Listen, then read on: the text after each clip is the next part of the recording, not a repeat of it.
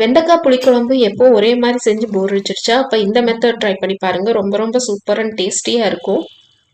இந்த ரெசிபி செய்யறதுக்கு சின்ன நெல்லிக்காய் அளவு புளி எடுத்து ஊற வச்சுக்கோங்க.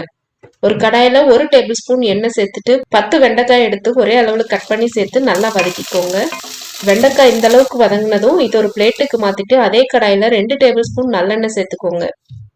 1/2 டீஸ்பூன் கடுகு சேர்த்து பொரிஞ்சதும் பெருங்காயம், கட்டி பெருங்காயம் சேர்க்கறதா இருந்தால் இந்த ஸ்டேஜில் சேர்க்கணும்.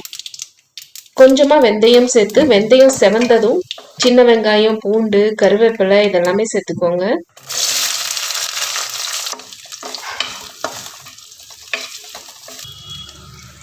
வெங்காயம் இந்த அளவுக்கு வதங்கினதும் ஒரு தக்காளி கூட கொஞ்சம் உப்பு சேர்த்து தக்காளி நல்லா மசிஞ்சு வர வரைக்கும் வதக்கிக்கோங்க.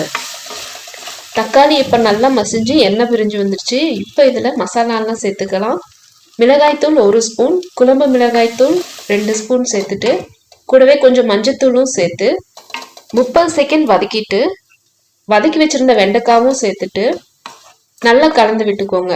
அது கூட 1 கப் தண்ணி சேர்த்துக்கோங்க. இந்த குழம்புக்கு தேவையான அளவு உப்பு சேர்த்துட்டு க்ளோஸ் பண்ணி நல்லா வேக வச்சுக்கோங்க. இப்போ வெண்டைக்காய் நல்லா வெந்துருச்சு. ஊற வச்சிருந்த புளியை இப்போ இதில் கரைச்சி சேர்த்துட்டு க்ளோஸ் பண்ணி ஒரு 3 நிமிஷம் அந்த புளியோட பச்சை வாசனை போகிற வரைக்கும் கொதிக்கி விட்டுடலாம். 1 ஸ்பூன் கடலை மாவு எடுத்து ஒரு பவுலில் சேர்த்துக்கோங்க. கூடவே கொஞ்சம் தண்ணி சேர்த்து நல்லா கலந்துக்கோங்க. இப்போ கலந்து வச்சிருந்த கடலை மாவு தண்ணியை குழம்புல சேர்த்துட்டு கடலை மாவோட பச்சை வாசனை போகிற வரைக்கும் நல்லா கொதிக்கட்டும். கடலை மாவோட பச்சை வாசனை போய் குழம்பு நல்லா கொதிச்சு பர்ஃபெக்டாக ரெடி ஆயிடுச்சு.